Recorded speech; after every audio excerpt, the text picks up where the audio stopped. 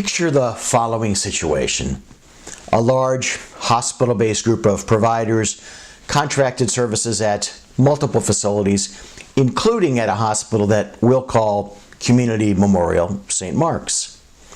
The group is in the midst of renegotiating its exclusive contract with the hospital. Early on, the group and the hospital settled on coverage of some newly added slots from 7 a.m. to 3 p.m. Monday through Friday. The overall coverage obligations became the basis for a fair market value analysis. Then, one morning at around 6:15 a.m., the hospital's COO passed the group's leader at the facility, Dr. Bob, in a hospital hallway. The COO says a quick hello, and then in a completely off-the-cuff, chatty manner, said something like, "Think we can handle running those new slots until 5? Dr. Bob said, "Yeah," and continued on his way. In retrospect, Dr. Bob doesn't even think he stopped walking, the exchange having taken perhaps a second or two. A few minutes later, the hospital's attorney generated a new draft of the revised exclusive contract. It now included a 5 p.m. end time, a 2-hour increase in coverage in connection with the new slots. Despite the increase in workload, the amount of financial support from the hospital remained the same.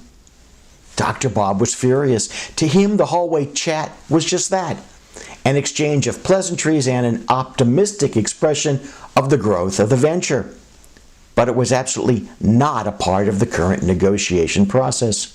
To Bob, the COO had engaged in drive-by negotiation.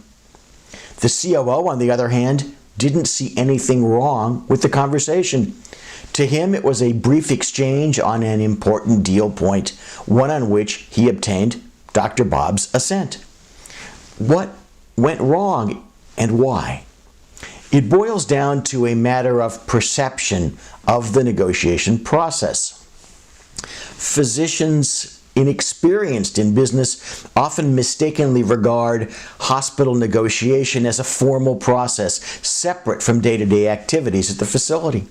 When at the facility they're on their way to render patient care or are headed back to the office or out the door, hallways are not negotiation tables.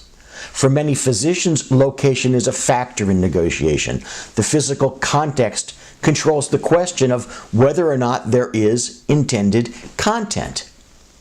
To a hospital administrator, all discussions with contracting parties, whenever and wherever, are a part of the negotiation process. The executive's office, the boardroom, the washroom, or the hallway, even the checkout line at the local supermarket are all simply locations, and to him or her, location is not important. It is content, not physical context, that controls.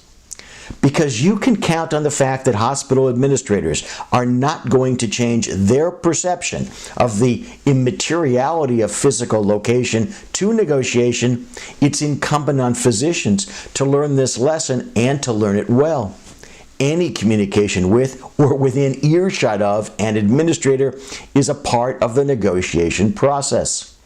Physicians can never have an off-the-record conversation with an administrator. The only alternative is to have no communication at all, hardly an effective strategy. Understanding this rule allows physician leaders to both protect their negotiating positions and to use informal communication with administration proactively to inform and disinform in the context of a controlled negotiation.